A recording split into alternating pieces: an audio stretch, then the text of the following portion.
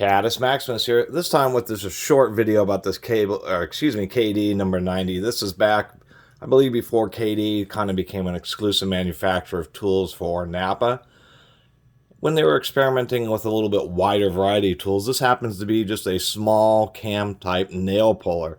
This was made in Lancaster, Pennsylvania, and they even say capacity maximum 10 penny nail. It is a pretty cheesy tool. You occasionally see these, and I've actually seen probably around 5 of them in my tool hunting over the years. Always, the beam is bent. It seems that they were newer, or as they became more recent, they stopped stamping the KD name on them, or they just got knocked off. And it's because this is aluminum handle. The foot is actually okay. It's just that this handle ends up bending. The other deal is that you're promoted to put it on the piece of wood, hammer on the back of it, and I'm not sure what these two posts are, besides maybe they're for using a normal hammer with.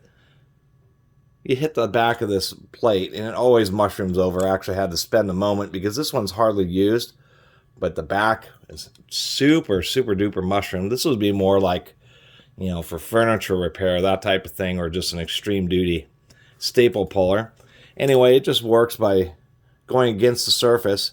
Then as you pry the handle, the moving jaw pinches the head of the nail, and when it stops moving, it starts rocking and pulling upwards. And so as you're putting pressure on it, it's keeping the jaws tight.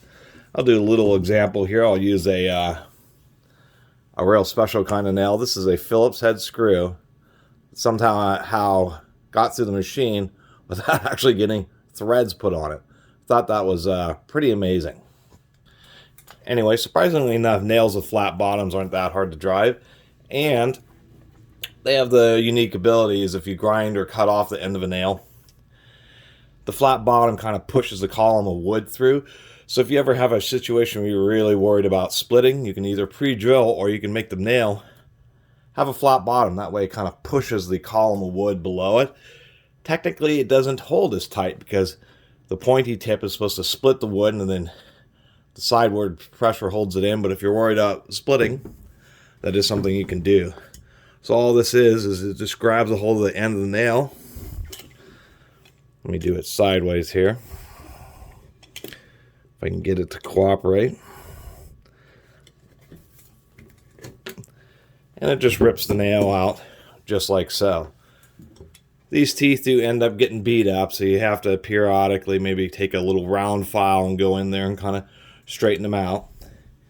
Anyway, kind of an interesting idea for a nail puller. People just use hammers and the claw from a hammer. But as far as biting into the wood, you know, instead of using, say, like a cat's paw or something like this where you have to drive in just under the nail, this does offer the potential of just having a little bit less damage.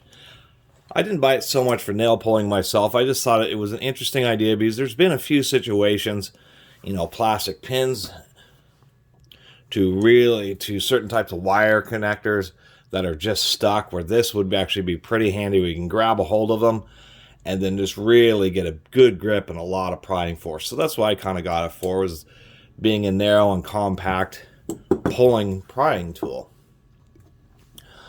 But since these do periodically show up in the junk bins and at garage sales, I figured I'd finally do a video about a genuine KD model when I finally picked one up, and I did. Anyway, I really appreciate everybody who's been watching and subscribing, and if you haven't subscribed, please do. Till next time, Catus, Maximus out.